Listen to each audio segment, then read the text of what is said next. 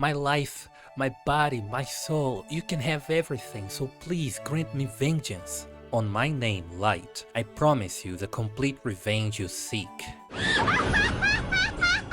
The girl cried out as a newborn, Oni of Vengeance. Holy cornball! If you guys watched my last video, you know I finally decided to try an anime that actually takes itself seriously, Call of the Night. And it was honestly a nice experience to finally watch something a little deeper than a puddle of water. However, that also made me take that anime in specific more seriously and get a little more emotionally invested, I would say. But who would have guessed that was actually not the smartest decision I could make? That's when I thought, you know what bro, the bright side of watching Isekai Slop is that at least my expectations are already low, like really low, so I actually end up liking them when I'm finished. And that same enlightening discovery led me to this anime called Backstabbed in a Backwater Dungeon. My trusted companions tried to kill me, but thanks to the gift of an unlimited gacha, I got level 9999 friends and I'm also revenging my former party members and the world.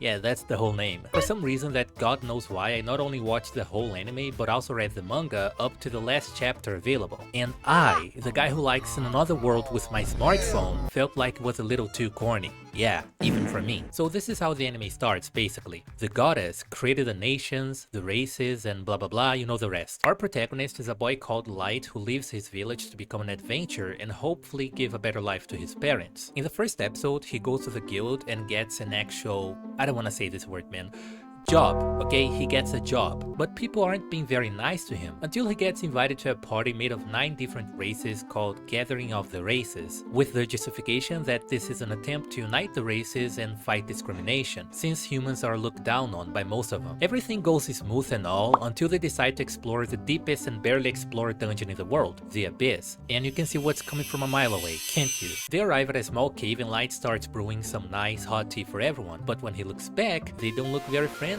So this is when all of them humiliate the protagonist and try to take his life, but he ends up getting transported by a magical circle to the deepest part of the dungeon, swearing revenge on his former friends. And well, it's a refrigerator, but worse. And this is when, in an act of desperation, Light uses his gacha ability and ends up summoning a level 9999 maid. It turns out the quality of the cards he can summon depends on the mana density around him, and since he's in the deepest part of the Abyss, where even a rock is level 2000, the mana density is really high. And this is where I actually have a compliment for the anime. The soundtrack can be really good sometimes. It pulled me in a few moments, which I did not expect. This maid starts serving Light and tells him she's willing to train and help him with his revenge. Since his gift is literally infinite, he goes on to summon a bunch of other maids as well. I'd say they have a slightly abnormal level of loyalty, like they literally kiss his foot, and he's okay with it. This unrealistic devotion where all the maids treat him like a god really bothered me. I know this kind of ass kissing is normal in isekai for self-insert reasons, and sometimes I even enjoy it, not gonna lie. But this thing right here is on another level, man. And finally, our boy is face to face with his first target, Garo.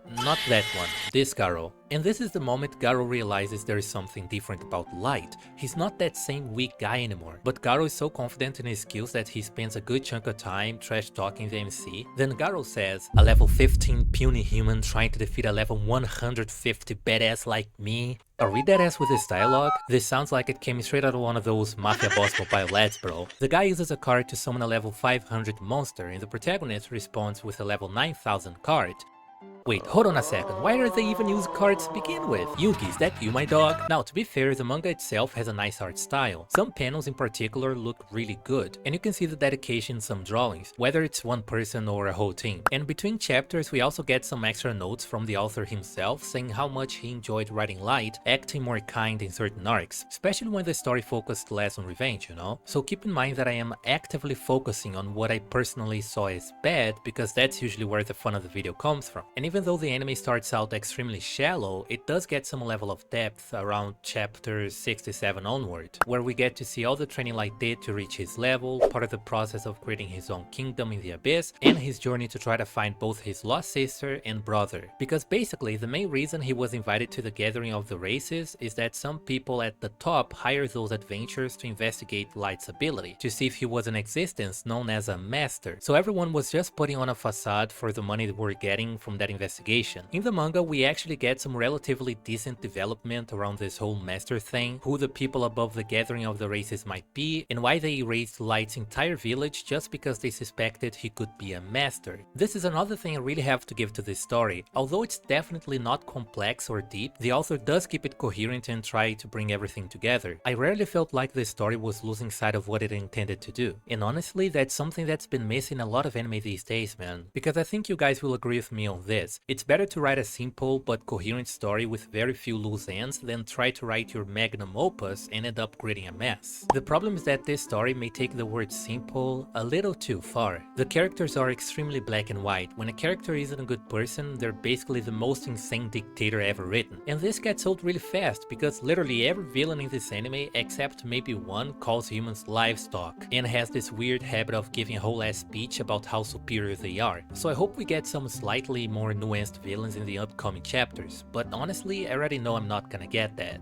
So wait, I gotta say the name again. Backstabbed in a backwater dungeon, my trusted companions tried to kill me, but thanks to the gift of an unlimited gacha, I got level 9,999 friends, and I'm out for revenge on my former party members in the world is just a self-insert revenge anime where the MC is OP and gets his ass kissed 24/7. Very shallow, very simple, but despite its flaws, I don't regret watching the anime or reading its manga. If anything, it gave me some decent entertainment and some ideas for this video. If you usually like this kind of stuff, I encourage you to watch a few episodes and see for yourself. And by the way, in one of my videos I said I struggle with ending my videos, and this guy right here commented, just end it with okay bye. And that's a very simple solution, right? So, okay, bye.